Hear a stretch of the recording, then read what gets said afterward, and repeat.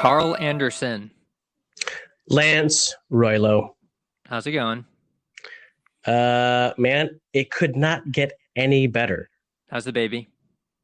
Man, this baby is apeshit and amazing.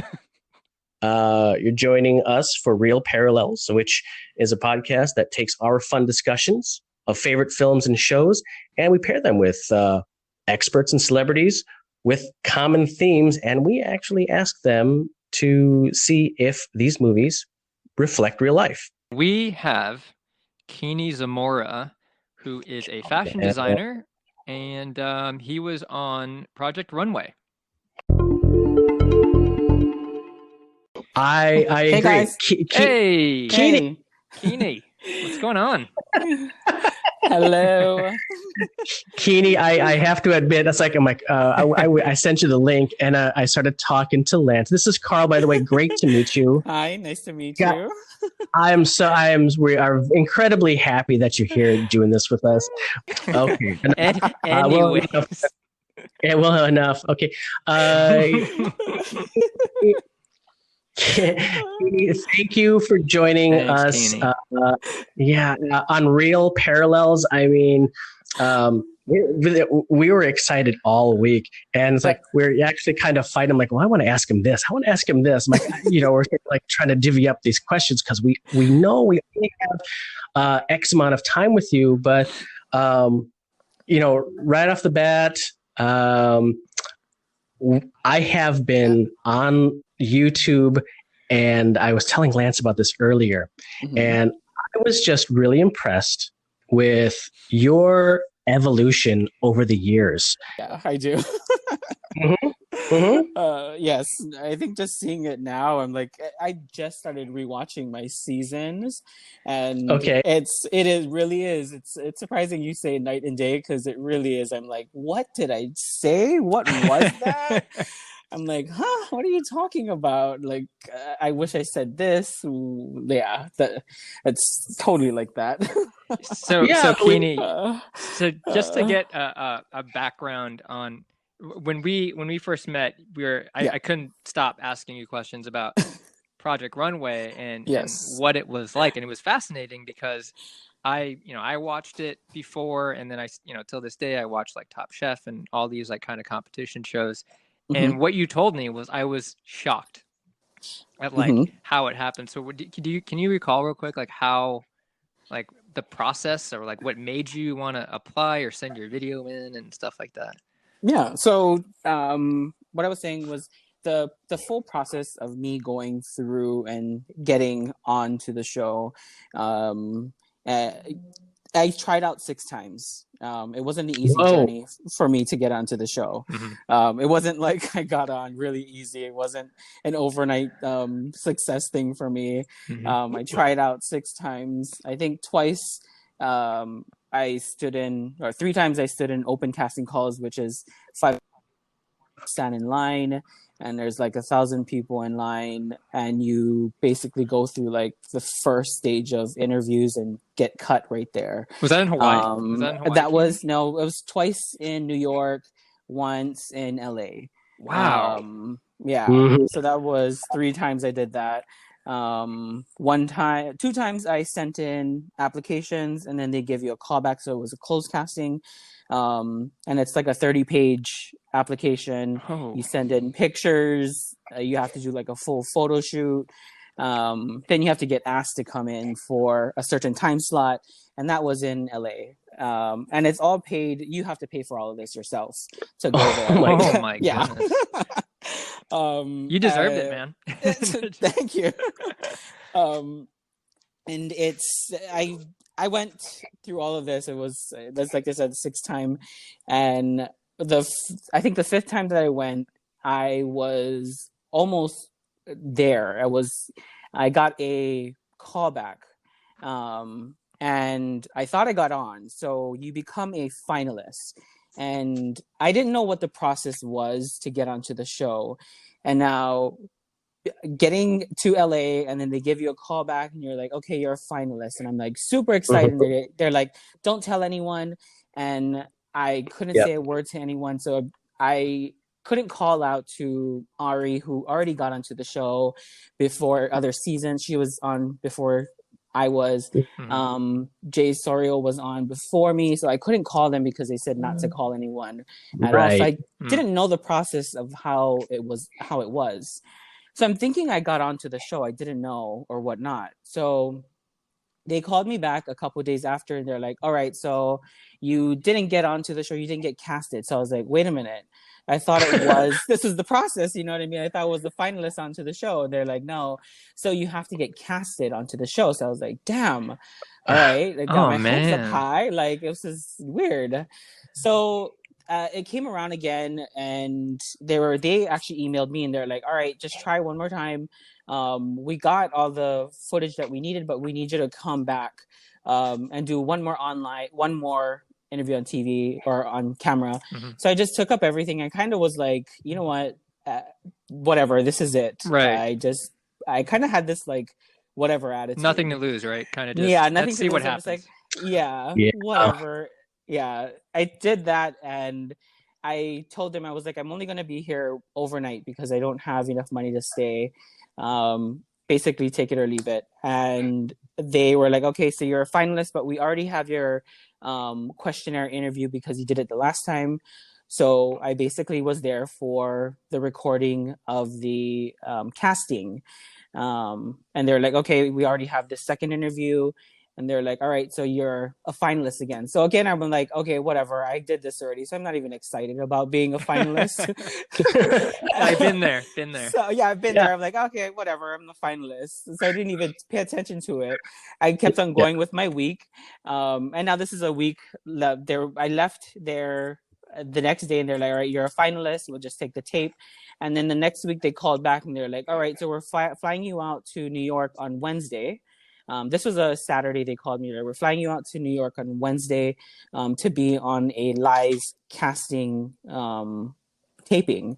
So they're going to be shooting that on Wednesday to see if you are going to be a cast member.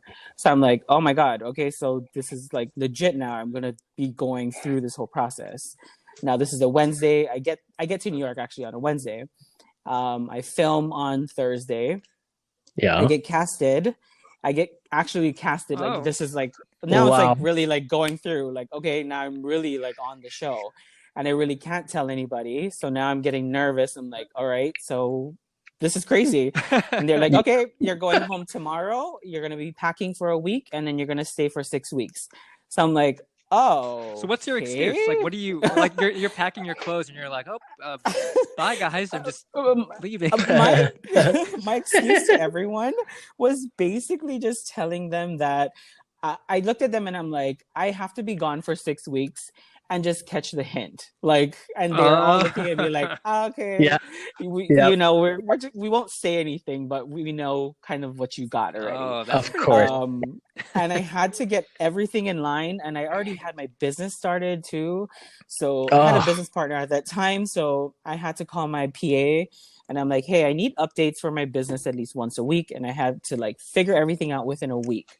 And throughout that week, you don't get paid. You don't get nothing throughout that week. Of course not. And the process throughout it, it's basically just your, you just get notoriety on TV. So it happened.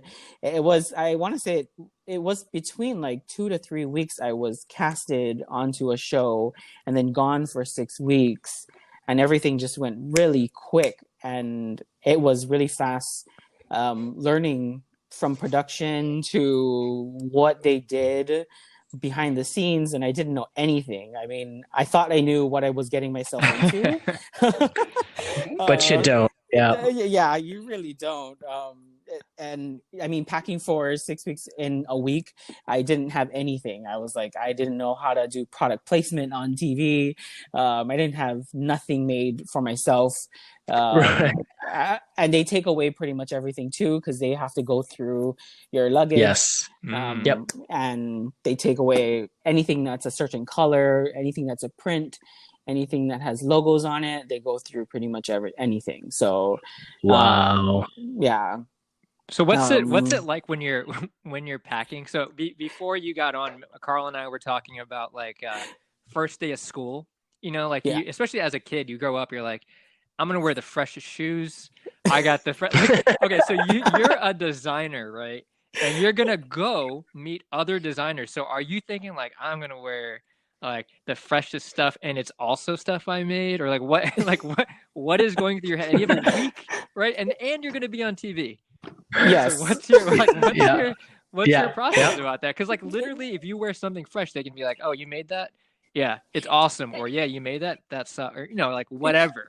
Exactly right. So you're getting judged by the designers you're with, and then you're getting judged by the world, right? Looking at what you're using. But as a designer, you're really like for us, we're prone to just wear black a lot of the times, where we fall behind a lot.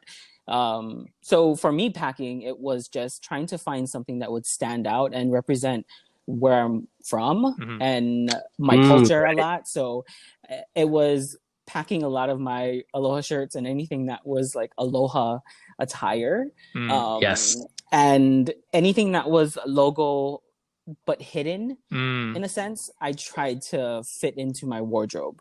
Kini, where are you from, and what's you said like where you're from and your ethnicity or whatever, like, where you're from? Hawaii, right? I'm from Hawaii, so I'm from Liliha. I was born and raised in Liliha. Yeah, and I'm Hawaiian Filipino. Oh, so those nice. It was real local boy going to the city. But I lived in New York in 2004 to 2006, so I knew the city. Oh, right. I knew, and I lived there before, so I kind of knew what New York was like. Yeah. But being on TV in New York was something different, and then not knowing who the other designers were something, because there's a different perspective too to think about. Yeah. I can say there was other cast members that brought a lot of things that was taken away, and they had to go to H&M. They had to go to other places to buy stuff, and they weren't happy at all that they couldn't wear what they brought. Yeah. Why would you take it away? Just because it had a label on it where it was it was their logo that was on it. It plastered all over their shirts. A lot of the things is really geometric. So because it's on TV, you can't wear too many geometric things because it distorts camera.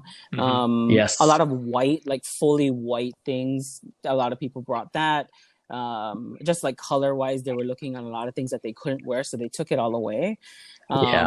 So of course, as a designer too, you know how to style things. So they knew they couldn't wear things with each other. So designers just weren't having it, and they just didn't like it. So I can't even, like that is out of all the groups of people that you have to be like, you can't wear that. That is literally the one group that is like, oh no, I'm wearing this, and then you have to be like, oh, by the way, yes, I am. You have to go to H&M. Yeah, exactly. go to H&M. I know that thing that you made, that blood, sweat, and tears that you love. Yeah, by the way, go to H&M. Yeah, go to H&M and and go buy this and wear that instead. Oh gosh. Well, Kini, I do want to say this. Your Filipino side, I mean, 6 times you tried out. You are relentless. That is definitely right. Yo, that's awesome. Relentless. But yeah, I can totally understand when it comes to like when you were trying to get on the show. I had a restaurant where I had a chef who went to Top Chef, and immediately like the process was absolutely different for a cooking show, because they sent people to the restaurant to make sure she could cook, and just to make sure that she had, a good look for the show, all this stuff. But, all of the non-disclosures that we had to sign, like you can't talk to anybody about it. When the whole time I'm like, oh man, in 6 weeks, I am throwing the biggest party for my restaurant when she gets back. Like we're making plans over these 6 weeks, right? Oh yeah. Yeah. But she was telling me that there's 2 things, her reality Top Chef, there's 2 things that they kept her. One was, emotionally charged, and the other one was drunk. So that's one thing I wish we had, because I think it'd be a lot easier.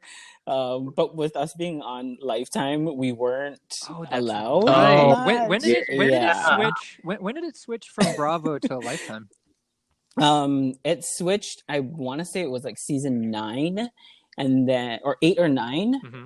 It switched from Bravo to Lifetime, then Lifetime back to Bravo recently. I want to say like right after us, it went back to Bravo. Yeah. Oh, okay. And yeah, it's and now like I get to talk to a lot of cast members from different seasons. Mm-hmm. I have a bunch of friends from all over, from all different seasons, because we get to go back and see finale collections, and I made a lot of friends from all different seasons, from fashion shows that we're placed in afterwards. Mm-hmm.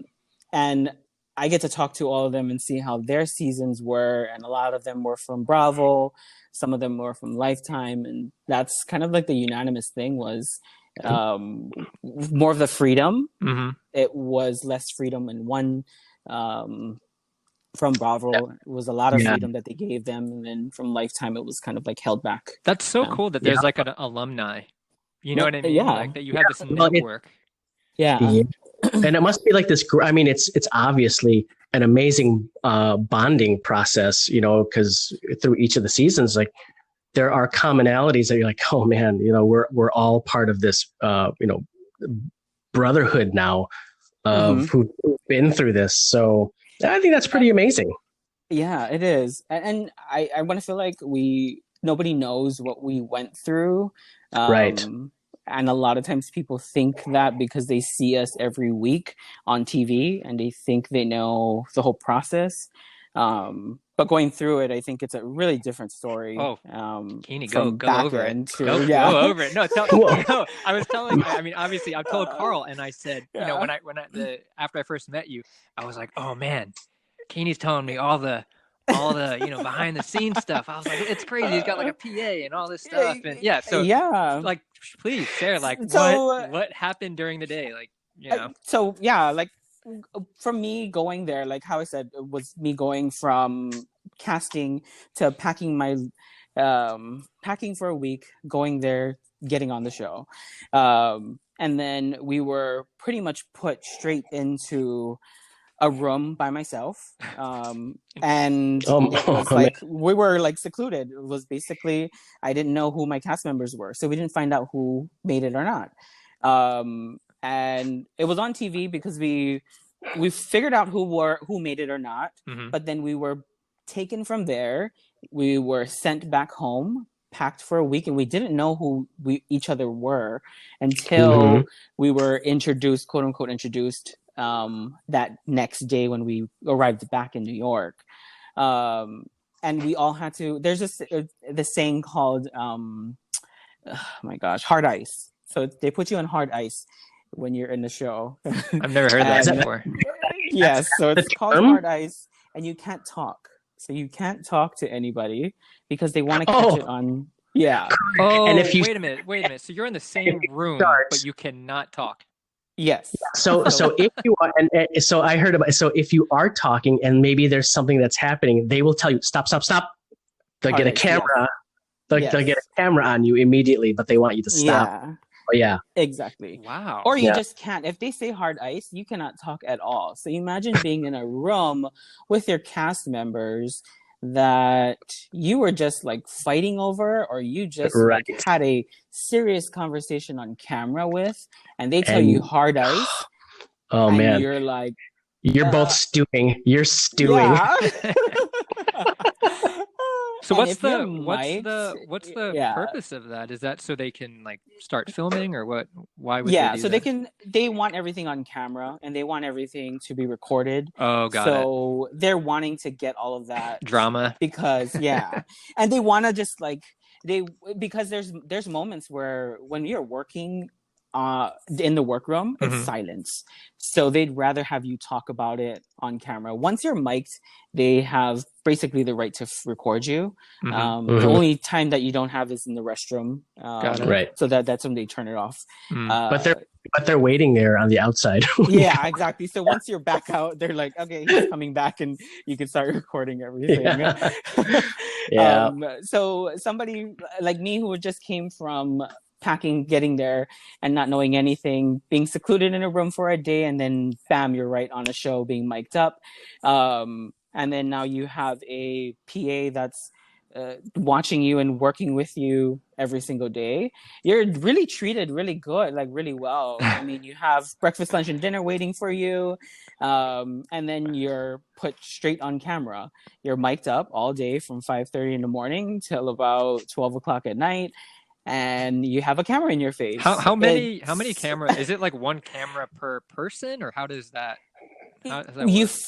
So the beginning, we first started off with 16 people. So there was a lot of cameras in the room. There was, I want to say, there was like 5 to 6 cameras constantly running around.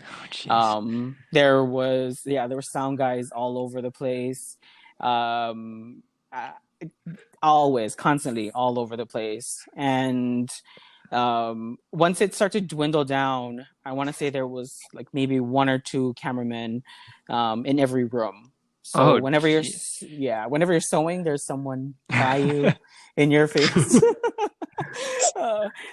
So recording now, when someone's recording me or when we do any type of B-roll, like whatever, and they're like, they're like, oh, I'm going to be recording you. I'm like, oh yeah, I don't pay attention to that. Like, that's like nothing to me. When did they become, I don't know if this is the right term, but when did it become like invisible?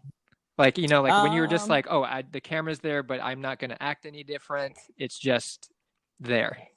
I think it was, I want to say like the 3rd or 4th day that we were recording, you just kind of tune them out because it gets, I want to say, like the 3rd or 4th day that they were doing it, you just don't pay no mind to them. They just start to blur out or fall behind. Yeah.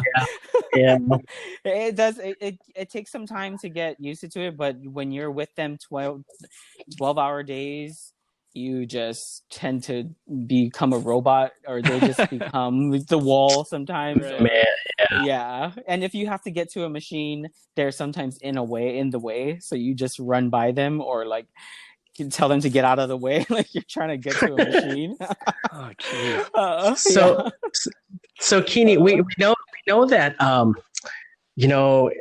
the reality shows are like they're especially Project Runway, great, fantastic for notoriety and obviously this synergy that you can gain from all of these people that are involved in the project. But do you think that what you learn on the show actually reflects like what designers in the real world would go through? I think so. I think what I took away from it in the end, watching it, was the criticism that you get. These are people in the profession. I think a lot of people don't realize that they're on a show with people that's like Nina Garcia. She's an editor-in-chief for a magazine. She's been in the business for years. Zach Posen, who's a designer who started for his own business from nothing. He's a fashion designer, a noted fashion designer. These are people in the industry who know what they're talking about. And a lot of times people get so defensive when they're so close to their craft and so close to their art. When they get a critique from someone outside, they get really defensive. It's really hard. And of course. I understand. I totally understand that. But you put your heart and your art out there, and for someone to just say, even if it's a small, that's horrible. It's horrible. I don't agree with it. And it's I don't agree with it. you just get I see that with chefs too, right? Because like chefs are so grumpy, is they put their heart and their art on a plate every single night just for like 60 people to be like, hey, this was cold, this tasted like dog food, what is this? Is this chicken? No, obviously takes a toll on you. What do you have? What do you think is the best way to combat that? Is because as you know, it's just business, right? But you also know that what works now may work later on. What would be the best way to combat those horrible voices in your head that so upset when you? I think learning how to take it with just a grain of salt and really just stepping back and looking at it from their point of view. Yeah. The great thing is that we had Tim there as a mentor. He really, truly is the person that you saw on television. He's the nicest person. Wow. He speaks from the heart. He's not there to downplay anything. And when people throw him on the bus and say, he said this, you're ultimately the designer. So you made the choice to either follow what he said or you can go forward with what you thought you should have done. Right. He's just offering like suggestions, right? Yeah, exactly. And really just saying what he saw from like a third, like outside again, that you can see this inspiration coming from the beginning, but when somebody else comes from the outside, they can totally see something different. So you want that perspective. It's fresh eyes, right? Exactly. Before it hits the judges, you want his perspective first because he's not judging it at all. Right. So you have to make sure that he's telling the truth. He has no the time to change it. He has no stake, right? Exactly. Yeah. So that's very nice to hear. Yeah. So when he says those kinds of things, it's time to like either change it or just revamp things to make it better, or you can stick with it, or just I would just reassess things. That's what I always look at, because I just look at it from fresh eyes. That's how I see it. That's how I always see when it. you were designing, for the various challenges, was it ever in your head to like design it because you thought a certain judge would like it more, or was it always just like once you had it in your head, that was it? Like did the what you thought the judges were going to like, was that ever something that you considered? No, I never did. I never thought like that. Everyone always asked me like how I designed and how I could think or design really quickly. And the one thing that was a secret that I had was I had things that I always put like in a sketchbook, or I always thought to myself, like if I ever got into the show, I tried out 6 times, so I had to have something set in plan. Right. Like if I ever make it onto a show, here's designs that I would use. Yeah. Right. So I already had, it was like I have these 20 designs that I have in mind that I can put in place. Like, oh, this is the unconventional challenge. This is what I'm going to use. So I had these kind of like designs in mind, because all of your inspiration is taken away. I said before, like you're put in a white room. Your living space is basically a white room with IKEA furniture. So your inspiration is pretty much taken away from you. and no laptop, no cell phone, right? Nothing. All of your electronics is taken away. There's no photographs, no personal photographs at all either. There's no books. You're drained from all of your inspiration 100%. There's no TV. So you don't go home to a TV to go and watch the news, no nothing. So you have to come inspired, right? In some way. There was just a picture window that we could see the harbor, and that was in New Jersey. That was our inspiration every night. So we used to sit by it and look outside, but it was darkness every time we used to come back. So it wasn't really that much inspiration. Wow. So that was kind of like how I took it. Was I had some forms of inspiration, but you get really drained. Like at the end, pulling through. I mean, towards the end of the season, you just kind of you're pulling from nothing already. You're like, all right, I have 3 designs left in my mind, and this is all I have left. But Kini, that is by design, right? They wanted to make sure that it was pure, like in its essence. So right, so that you were influenced, like it came from this place deep down under. So I think that's a pretty interesting psychological mess with your head type. Yes. I remember I watched an episode where they brought you to a theater and they made you guys design, oh god, what was it? They made you like use like material from the movie theater to like make dress. Do you remember that one? Yes. Yeah. It was our unconventional challenge. Yeah. I was like, how would you even, like, what was your thought? Were you just like, oh my god, what's going on here? I think when I rewatched that one too, I think I was like, what was I gonna do? I had no clue. It was just grab as much things that I could get and put it in a bag, because that's what we had, and work with it. And the one advice that Tim gave us throughout it was a unconventional challenge was make things that wouldn't look like fabric. Because that's what they don't like. They don't like things that, if it's going to look like fabric, then they already know that, it's going to be easy for them to judge. Oh, got it. They like things that's really unconventional. They don't care. Right. And I think for that challenge, I think that's why Amanda won. She did this like fringy type dress. It was basically like a see-through thing, and that's why she won. It was like different, basically nothing. Yeah, it was very different. There was a controversy in one of the episodes where I apologize, I don't know the girl's name, but it was supposed to be some kind of taking an old photo and making it like new, and she made what looked like, I'm not saying it, one of the other contestants said it looked like a jetpack. Does that make that one? Yes. Yeah, so that one, I remember seeing it, and some of during the cut scenes, they were saying like, a lot of people didn't like it, but some people liked it because it was so like that little metal thing. It looked piece looked so different. So and she really did. She designed for things that it looked very unconventional, but it was for the day-to-day or everyday type of clothing. Right. And I know, just watching it now, I was sad that she was kind of ridiculed for that, was being really out of the box and stepping out of the box. Right. For a lot of her designs throughout the season.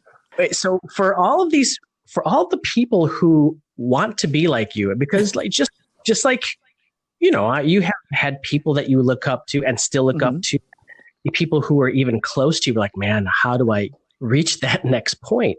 Yeah. No. Well, there is the one thing there's a couple of things. So there's so many outlets and schools out there that can train you to do and to become a designer. Like in Hawaii, there's HCC, there's the UH system for designing, for fashion technology. Around the world, there's FIT, there's Parsons, FIDM. But I think now, the world that we live in, I think for the younger generation, one thing I always tell everyone is just to be creative, constantly be as creative as you can be. Don't follow into the norm of people doing what you see out there already. A lot of times people conform into what is being sold, and not being as creative as they can be. The followers will come after. I think we're so stuck on seeing the followers come first, and then we become creative second, when we can be creative first and then see the followers come being creative. Right. And the second is, there's so many different aspects of being a fashion designer. There is the sketching side, there's the pattern making side, the sewing side, the social media side, all the different departments hats that I wear to do what I do, that you can learn. You may not want to do all the things that I do. There's little things that you may fall into that you love to do. There's people that just love to sew or just love to do intricate handwork. There's people that just love to do evening wear. They love to just work with denim. They just love to do outerwear. I think people or the generation now, they love to do or just get into it thinking that they want to do all of it. And that's not where I began. I began trying to learn bits and pieces first. Knowing or doing all of this. Yeah. I didn't overnight. I didn't do this overnight. This wasn't something that I learned overnight. This was, it's going to show my age, but this took me 25 years to learn how to do this, how to have this evolution behind my belt. So I found to love all of this. What was the what was your first foray? Was it like sewing something? I know that you said the first thing, you said in an interview I saw online that the first thing you made were a pair of jam shorts. Yeah, right? Is that was. Yeah. So was that the first like success where you were like, oh, like I'm actually good at this? Was that it? It was. It was working with like poly cotton and cotton, creating jam shorts. And you were 10, right? You were 10? Yeah. Yeah. So you were 10, and then you were like, this is awesome. You're like, this is it. Right.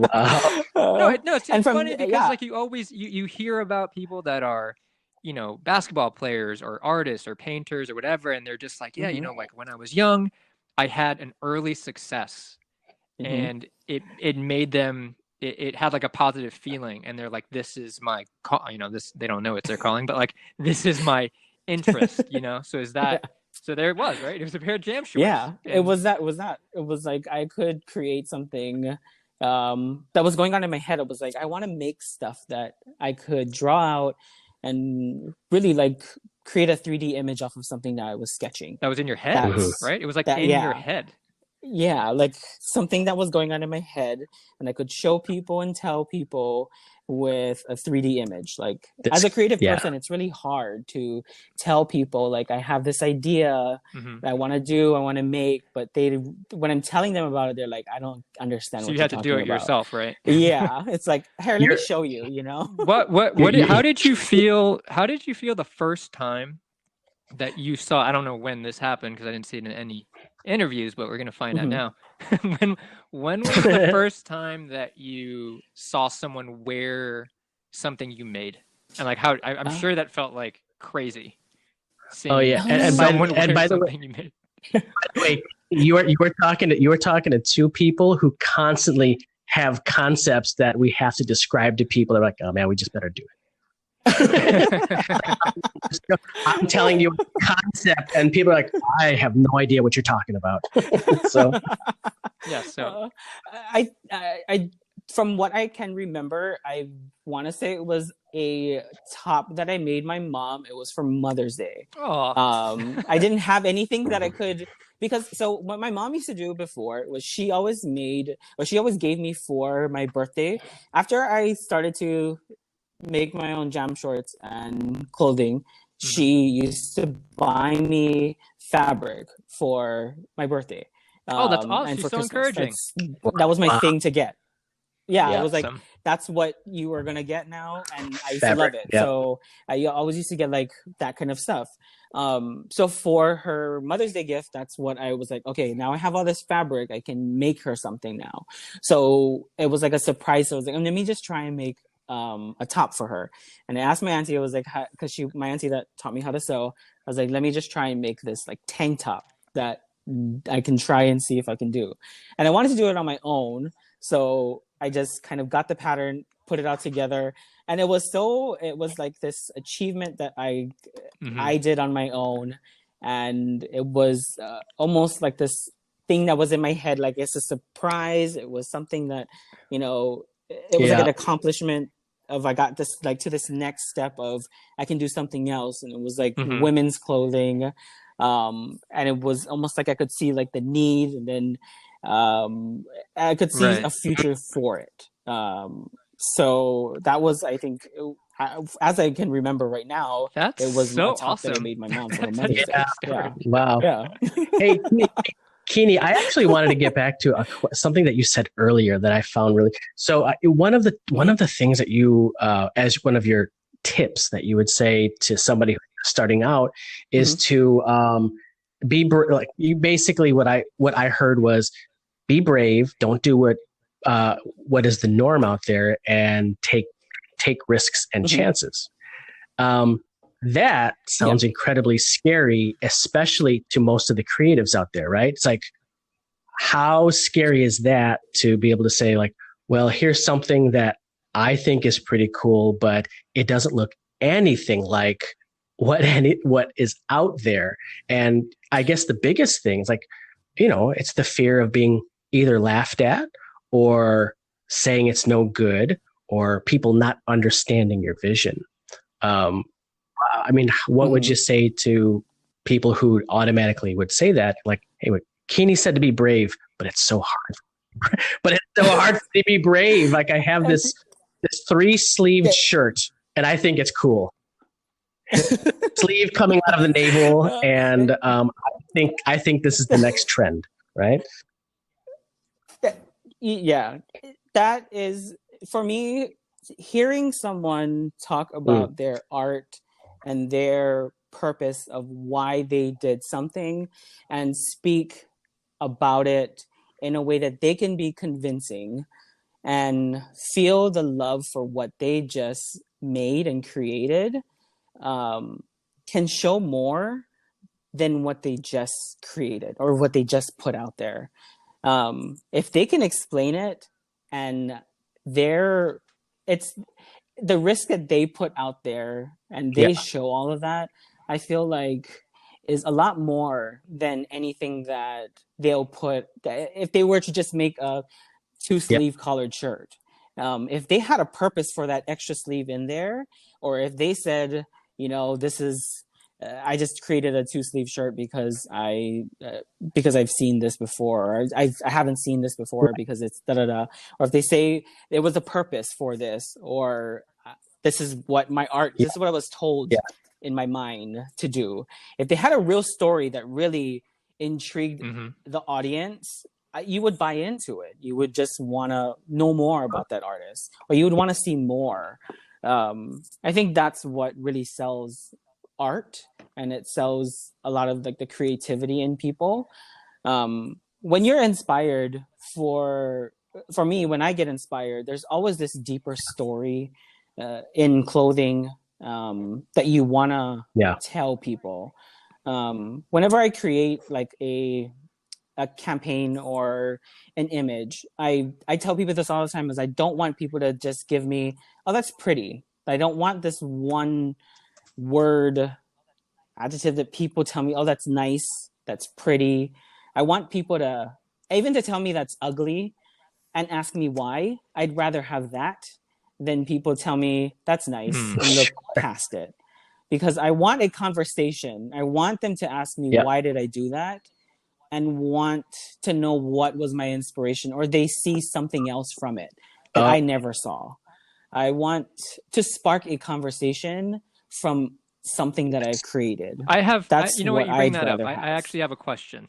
So you had you in the interview I saw on TV, I think Honolulu Magazine did it. Sorry if I'm wrong, but you had a black and white dress. I don't, if from your capsule collection apparently, and it was divided into 4, like white and black, and divided. But I didn't. So I live here, but I'm not all familiar with what it meant. But what did you mean? So it was basically, I don't know how to explain it, but black and white and like kind of divided. And you said that it represented like the division, if I'm not mistaken. What did that dress represent exactly? Oh, Yeah, so it was like the mod. It was an homage to the mod phase. Also, that division was I went to. It was for the Mauna Kea movement. I got inspired by the Mauna Kea movement. I went there when it first started, and I went and hiked up onto the mountain. On not the actual mountain, but the mountain behind it. And I got to sketch, and I saw this.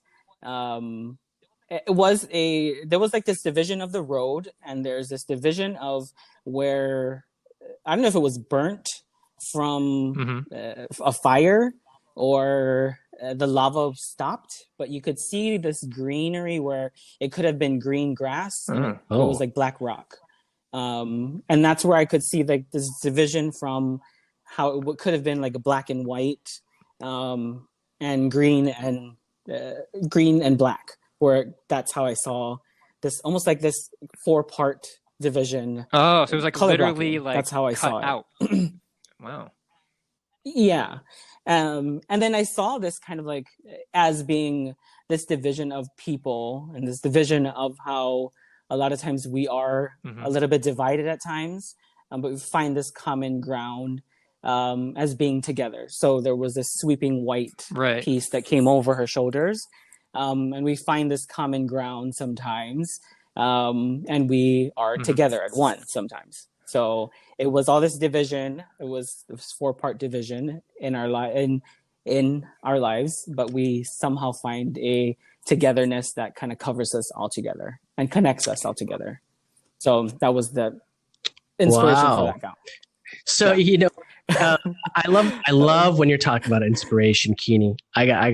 I love it because you can hear it in your voice. And before we got you on, Lance and I were talking about getting in the zone, right? And one of the things that I know that Lance was really curious about was, when you what do you have, like a ritual or a routine or something? Is there something that you do to set yourself up to get in that zone, to just start hammering stuff out?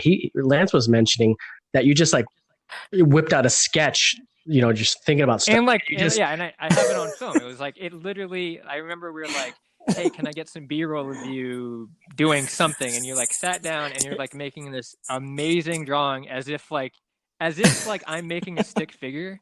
You're like drawing like this highly elaborate, like dress sketch as if it's nothing.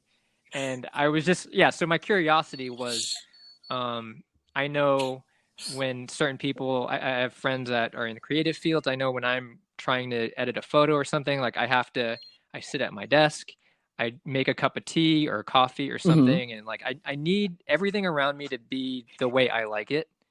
And I like doing it at night typically. But I just wanted to know, like, what is your sequence of your ritual? Like, do you have to make, you said in an interview earlier that you like drinking coffee. Like, do you have to make a fresh cup and then you can start? Or like, what is the or do you not have one? Are you just like, no, I'm so talented, I can just hit the sketch pad and boom?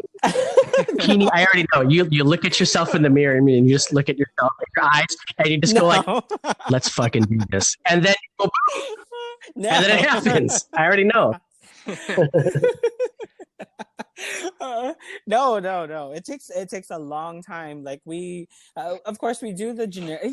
Everybody does like the mood board, and we talk about this all the time. But even if we do like the mood board thing, sometimes it doesn't come up. Like I can sit at my table, and it's like, okay, they can pressure me. The team can pressure me and be like, all right, did we get the sketches? Like, what are we doing? And I'm like, I have no clue yet. Like, we don't have it. Like, nothing's coming to me yet. But it can be just like sometimes it comes in a dream, or it's like I will come in, or it's like late at night and I just have to put like my pencil to paper and it'll just like flow. And once it stops, it just stops. And I just have to come back to it. And I can sketch like 10 designs. I've seen it. It'll just like go. And then once that 10, it's done. Like I don't go any further than that because it's just crap. But I don't think it can be, for me, it's not like that. It's like a cup of coffee where everything just comes to be clear. it really just like it has to be in the right mindset for me.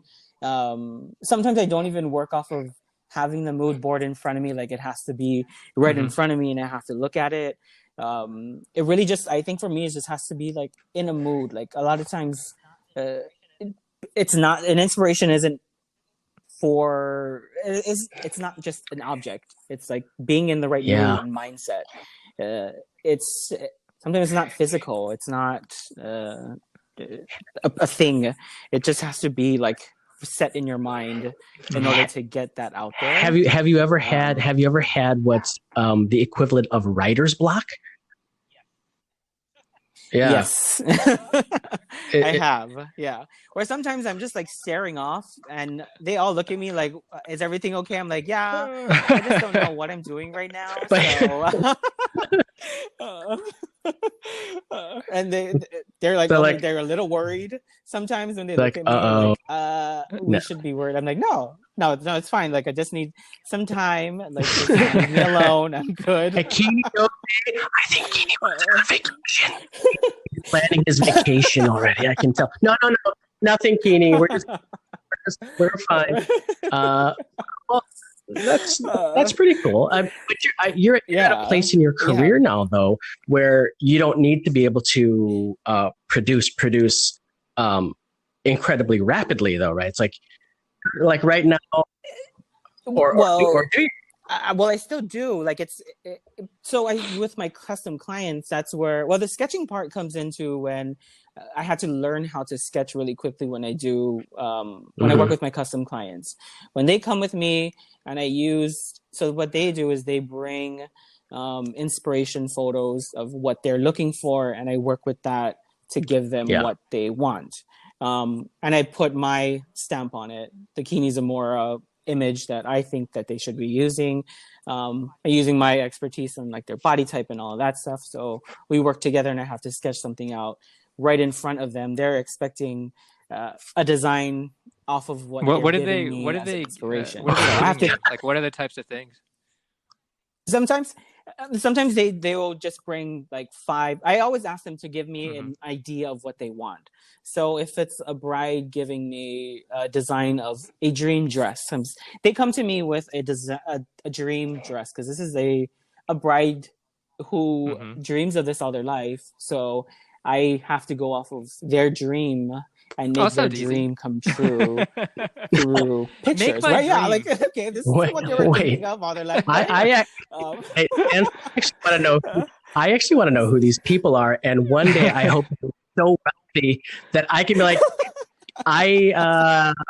Kini, I'd like you to make me a biking outfit. I plan to go to Whole Foods, but I need an outfit for it. My bike is black, and I'm just gonna go get a steak. I know. My God, how many? If you don't mind, if it's okay, how many of those clients do you actually have? And is it specialized, like you were saying, for a special day like brides? But do people actually just like, I want some casual wear because I got a hot date? Yeah, we range from, I want to say, like 10 brides a year. We have pageant clients. We have proms during the beginning of the year, and then we have throughout the year. So you have clients who are like, I want a Kini Zamora custom dress. Yes. Oh, dang. Wow. But they come to me and they want certain things, and I tell them these are inspiration photos, and I will let you know if this will work for you. And I'll give them all the options, and we'll sketch out an idea of what I think. That's when you know you've made it. That's when you know. That's when you know. When you can be like, go up to a designer and be like, I want new clothes. This is in my dream. Please make this. But that's when you made it, Carl. Right? I really this is I used to be kind of a label, a label I'd like to say who I was wearing. That was in the past. But I think it would be really cool to be like, oh, wow, what a cool shirt. Is that a Tory? No, it's a Kini custom. Yeah. It's no. It's a yeah. Actually no. You cannot. It's not off. I think the term that you're supposed to say, Carl, is it's not. It's wait. Is it not off the shelf? Yeah, or something like that. Off the rack. It's not off the rack. Yeah. Like, wow, sweet, it's a sweet shirt. Where'd you get that from? Oh, you can't get it. My designer. My guy, he made it. It's just designed for me. It's not available for the likes of you. That's crazy. So anyway, so you make, so they come up with, they give you is it always pictures, or is it just like, or it's whatever? Sometimes they just tell me whatever. Sometimes it's just pictures. Sometimes they just give me, I like to meet with them because sometimes they think they know, like, this is what I want, but that's not their style. So putting them in something that, you know, they want this like sexy Rihanna picture where it's like almost half naked, and I'm like, let me see tell me what your style is. And they're like, oh, I wear jeans, I don't really show off this much. And I'm like, okay, so you show me two different people that you want to be, like, you're not this. So do you want to be this person? Because if I put you in something skimpy, then you're not going to wear it. You're not going to feel comfortable. Like, I want you to feel confident in something. And I want to emphasize, what I do is I try to emphasize the beauty that that is within them. I don't try to give them something that they're not, because they're just going to put on and they won't feel good, right? Feel comfortable with. Yeah. And and they won't feel good. Yeah. So I mean, if it's a Halloween costume, then great. You know, I'm going to put you. That's a costume, right? I'm not going to make you feel that. I've always said that. You know, when I used to live, it was over a decade now, but I used to live in Chicago, and I used to wear a suit to work every day, right? And you can tell when people wear suits, like, people would always say, like, oh, you wear the suit really well. But it's truly, it's like, I choose the suits and I choose the cuts that I feel great in. Comfortable in. And you're absolutely right, Kini. It shows it because when people don't feel comfortable, even though they might like the way it looks, if they don't necessarily feel comfortable in, like, I don't know if this is me, that shows well too. Yeah. It's funny that people say, you know, like, I mean, I do like fashion, and when people are like, oh, like, I'm not into fashion, I'm like, you know what, you probably are, you just don't, you're thinking of fashion like fashion shows. You know, I'm talking about, like, you know, like, my guy friends are like, oh, like, I'm not into fashion. I'm like, yeah, but haven't you ever gotten like those new Michael Jordan shoes, or those new cool jeans or whatever, and you felt like the shit the next day? You know what I mean? I'm like, well, guess what? Yeah, you're into fashion, dude. Exactly. You know what I mean? Like, you wear it. Some designer out there made those jeans, designed those shoes. Someone had to put it together. Like it or not, it affects your life. Yeah. Yeah. Because you walk out putting on, like, I want to feel really good today, so I'm going to put on that brand new sneakers that I just bought and make me feel good today. So I'm going to put it, like, I just got that, so I'm going to make you feel good. Yeah. Hey, actually, I'm glad I got down. I have like 100 questions that I want to ask you. I know we're right. We're right at about the hour, so I did want to be respectful of your time. Yes, okay. But as far as high fashion goes, you know how you see the high fashion shows, and the outfits are so out there. They are the extreme version. Like, and you know, to the average person, if they see those shows, they're like, nobody would ever wear something like that. Like, why would you? Are these shows designed to show you this is sort of what the fashion could be in its most extreme form, and then under the idea that it will eventually be tapered down to something that's more consumable by the public? Or is it like, we're showing you, you know, something outrageous for the sake of art? It's a couple of things. So ready to wear shows, there's a bunch of different shows now that happen. And then depending on which ones you're looking at, because there is ready-to-wear shows that's twice a year. Then there's the haute couture shows that's a little bit more couture. Couture. That's emphasized. That's thank you for that. So the haute couture shows they set precedent to what the ready-to-wear shows will be. So they're like the future of what the ready-to-wear shows will be like. So haute couture shows they're handmade. So a lot of houses don't really do that. You have to be, there's all these guidelines to how different fashion houses have. So, they are a little bit more, they're higher, they're a little bit more actually. Yeah. They are, they're built for the elite that can afford that kinds of stuff. They really are. But if you look at a lot of the haute couture shows as pieces, they are exquisite pieces. These are handmade pieces. And they are made for award shows. These are pieces that are made for events that they need to wear these kinds of things, like for galas and balls, award shows. And they are inspiration for the next show, which is the ready-to-wear shows that will be coming out. So you can kind of see the inspiration in it for next show.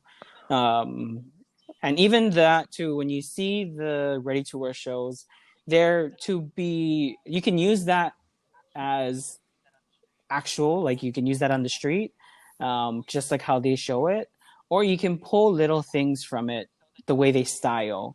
So the designers will hire a stylist for the show. So they will style the fashion show. You can pull little tiny details that they will use, like the way they tuck in a shirt, like a French tuck shirt, where they only tuck in one side of the shirt and the other side is sticking out. Or they will tie a scarf on the belt loop. I think that's like the new like Dior way of tying stuff.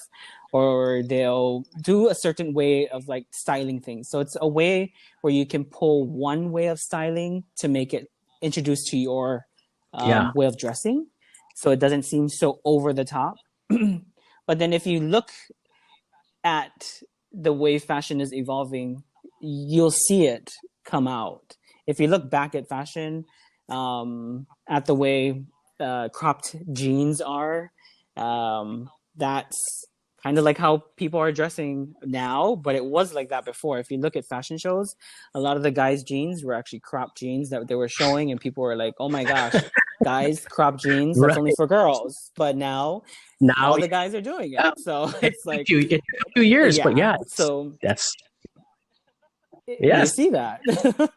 So you may question it now, but you'll see it trickle down to what everybody will be doing in the future. But it's just taking little style ideas from the shows and introducing it into your style. And you don't have to take it all. If you're a huge risk taker, or the big stylist, they'll just like grab everything and they'll wear it. But then for everyone, you can just take little things and introduce it to you. They're just showing you how to wear things for their shows. So that's kind of like how you can think of it. That's how a lot of designers like to show you pieces when you're starting to buy their collections and get you excited about their collections. Well, thank you for that. Thank you for that. I didn't. One thing that I like to like to share, like which is interesting, is so I want to say it was like the late 90s, beginning 2000s, where it was the exit of the high-waisted Levi's jeans, and it was the introduction of the low. Jean-Paul Gaultier actually created over 1,000 individual costumes for this movie. How many sketches do you think he must have done? Oh, I want to say at least like triple that, or maybe more.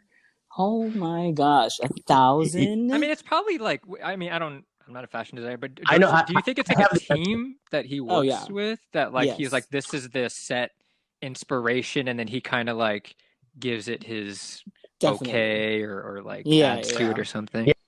He himself created 5,000 sketches. Oh my and gosh. And he said 1,000 costumes is like 10 collections, but all for one movie. Oh my gosh. Yeah. It's pret-a-porter. I think it's a pret-a-porter. Yep. Yeah. Yep. Yeah. And now, in the actual industry, do they say pret-a-porter or do they say ready to wear? They say ready to wear, but in France, it's pret-a-porter. Gotta be. I was wondering if anybody would say it like in the office to be fancy, and then everyone's just like, "Oh my god, just call it ready to wear." Stop it. No, it's funny because like everyone has like that, or has had the experience when you're in an office and someone will use like the term that is technically correct, but it's like, come on, dude, like you don't need to use that word. Now, I personally saved the best for last for me. Now, the movie, it's classic, it's iconic, it's a Zoolander, right? But is the lifestyle kind of similar to what the Zoolander lifestyle was like? Is it full of parties and beautiful people? Tough skin. I think models really do. They have tough skin. I think they have, That's got to be tough for like your whole life. Everyone's telling you like you're beautiful or whatever, and then like you go to a casting and they're like, not you. Yeah. You know what I mean? Like in your hometown, you're like gorgeous, and then you go to a big city and you're like, oh, you're like, whoa, a million. Yeah. Right? You're a foot shorter than every other person there, right? And you're just like put side by side with everybody. But I think with right now with designers casting for so many different sizes and so many different colors, I think it's great that we're starting to see a different evolution of what models are starting to look like, which is great. And I think getting to see that.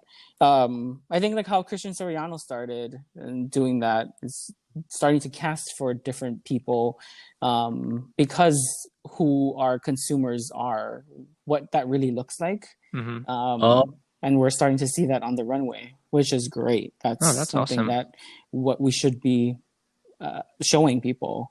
Yeah. It also helps with the image of the industry as a whole, because, you know, for a long time there, it had carried with it a negative connotation. It's like, oh, you know, all about this and this. And, you know, there was a lot of controversy about,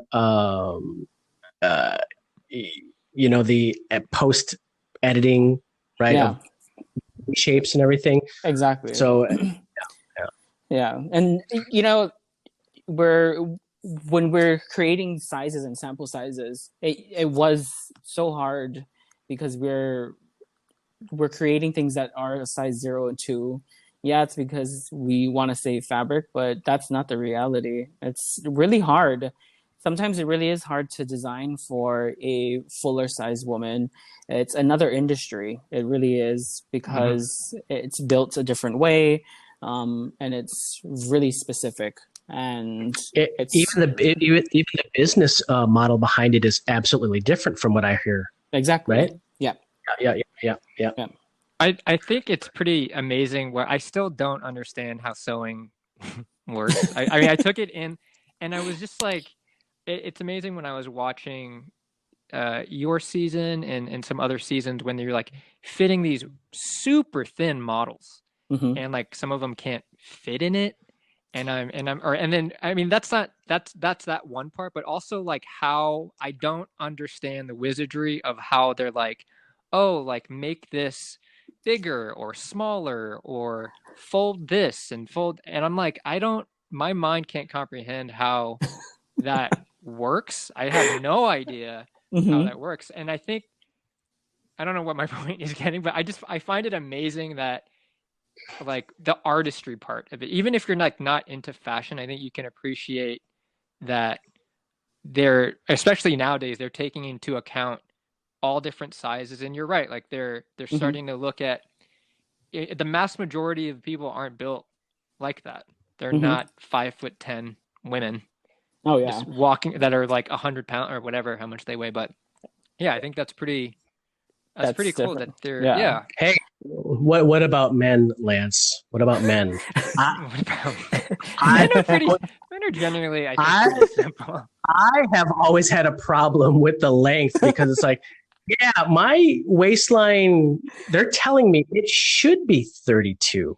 But for some reason, with the length, I always have to tailor my jeans, is what I'm trying to tell you. Is what I'm trying to tell you. It should be 32, 32. My legs are short. Yeah. That's pretty easy. I think that's like a pretty easy fix in the.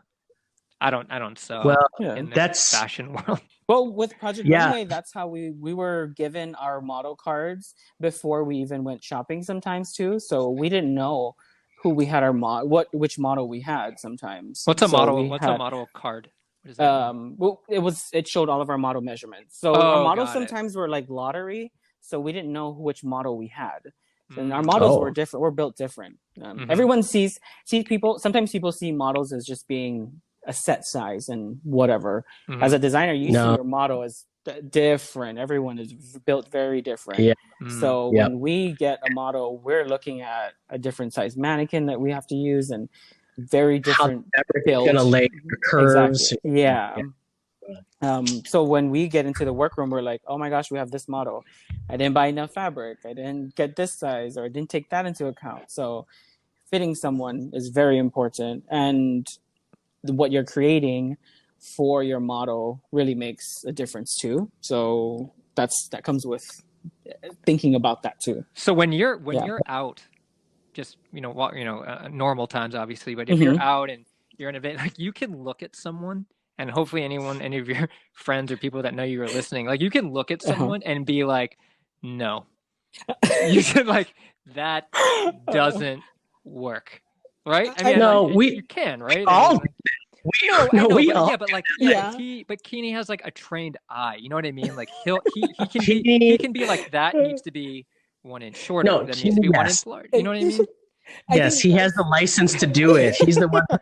I'm not saying he says it out loud. I'm saying like in his mind, he's like, that is not quite right. Or I would add something. I think I would add something to it. Like I see a lot of times people, I would be like, oh, put this with that instead. Or you've already transcended the whole, no, honey, that does not look good. I would want to know why. Like maybe it's something that they feel so comfortable and confident that I want to know why they did something like that. And it could be like I am so intrigued by sometimes people what they use that I'd want to know like what was their story that that made them feel like that. Because sometimes it is like I get attracted to people when what they use that I want to ask them like, what made you put that on today? Because it looks so good. I'm like, oh my gosh, I wish I could. It's got to be the way you say it. Oh my gosh. Thank God, Kini, you're like a very like personable person. Because I think if I went up to someone and was like, why did you pick that today? They'd be like, you need to leave me alone. No, the words that he said were I want to know what made you think you could wear that.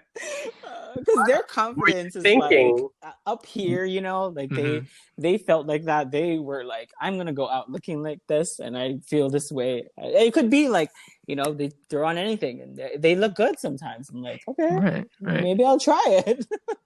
But it's their confidence in it that makes them feel really good. I think that like opened up this whole discussion of this new thing that I want to say just started like a couple years ago with like athleisure.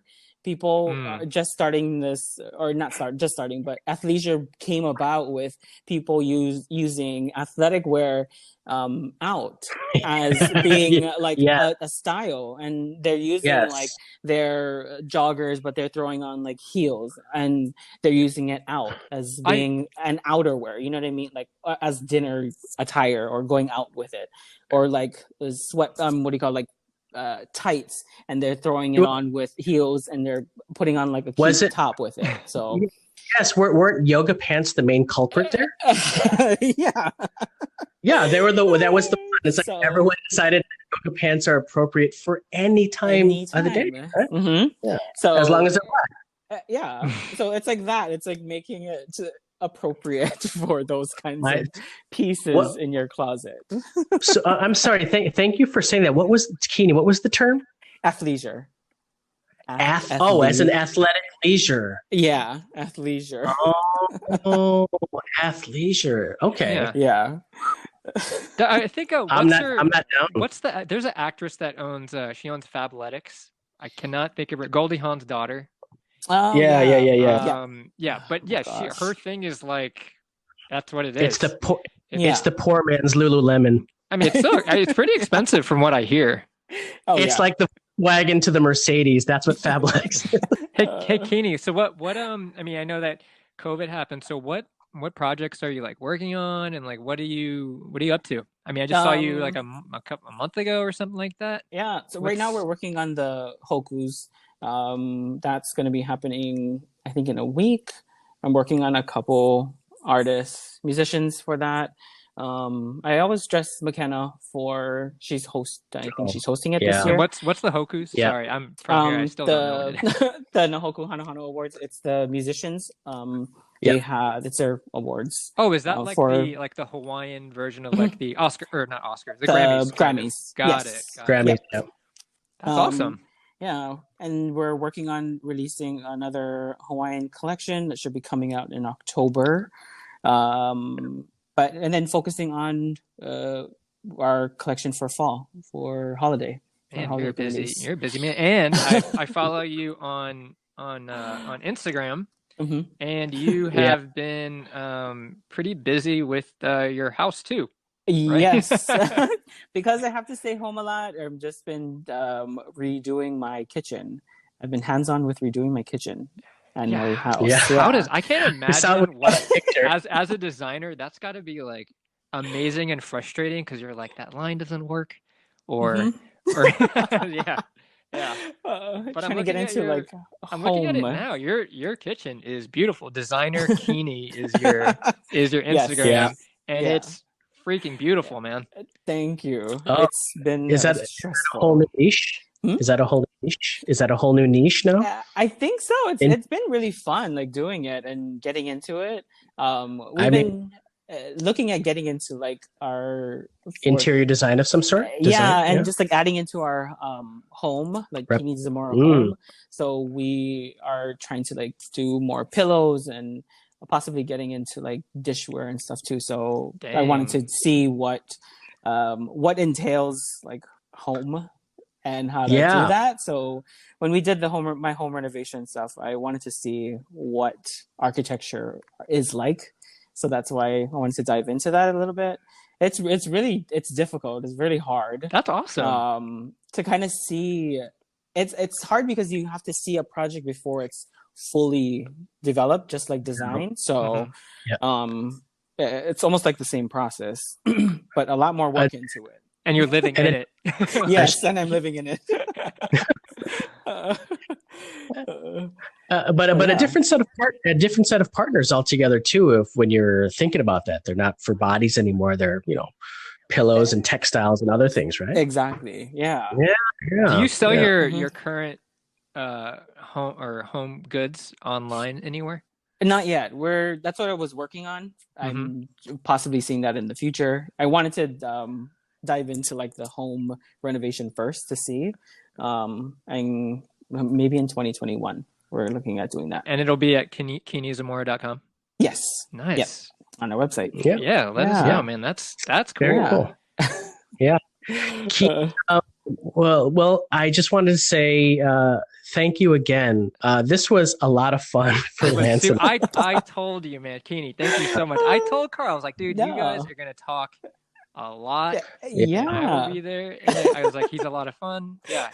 I mean, sorry, Kini, I made you. I'm sure you repeated a lot of this stuff before, but it was super fun. Yeah, I had so much fun. Like I love talking in this style too. I love to just chat about everything, and I can go on for a long time. But I love to share the stories and what I went through. I think a lot of people don't get to hear it in this way, and I think a lot of people should. I'm such an open book to all of this. I think that it needs to be shared and in any capacity I can. Well, when you shared with us when I was there filming you. And I was like, it's so cool because, like you said, earlier in the conversation, you have these shows are like edited, so you think the this person or the situation, but we only saw 1/100th of what you experienced, if even that, right? I mean, we never saw your PA. We didn't know where you lived. We didn't know you didn't have a cell phone. You didn't have a TV. Like, no, we didn't know that, right? Exactly. And a lot of the things that you see on TV is edited, and going through it, halfway through it, is you're thinking about it too. You're like, okay, I can get cut, literally cut into pieces. Like your voice and your editing can get cut into pieces. So you have to really watch what you're saying. Yeah, they can make you an evil person, right? Exactly. I mean, they could be like, Kini Zamora, he's the meanest, and it's just like reconstructing you to be like, no, you're the, like you're a bad person. Yeah. But we're really happy that you went through that whole process and you were on the show, because you, like I said before, I kind of joked about it, but you did bring it back home for Hawaii, and I hope next time, I hope we can revisit with you again, because I think there's a little thing or a big thing that we haven't really even touched upon, and that's when you did come back home. I mean, you really immersed yourself back into the culture, and you gave back, especially with all of your recent restoration projects with the Queen's gown, the outfit and everything. That was a couple of years ago now, but those are things that I would love. That's a whole episode on its own. Yeah, we got to get it really is. Yeah, it really is the whole episode. And that's why I'm hoping. Please know this is an open invitation. We'd love for you to come back and be able to expound more wisdom and more of your great stories and laughter, and especially talk about Hawaii. For sure. Yes, I will be back. Oh, man. That is probably some of the most fun I've had doing this. No, it's great. To be honest with you, only recently, within the last decade, a little bit over that, did we start coming into culinary. But Kini just put Hawaii on the map as far as fashion goes. Yeah, it's great. It's huge. Yeah, it's very cool, very cool. But I'll tell you this: I can't wait for him to come back. So I'm glad he agreed to that. I can't wait for it, and I'm glad everyone was here to listen to Kini. Yep. And we'll be back next week with another podcast. Yeah. All right, guys. Yeah. I don't know if that was a good ending on my part.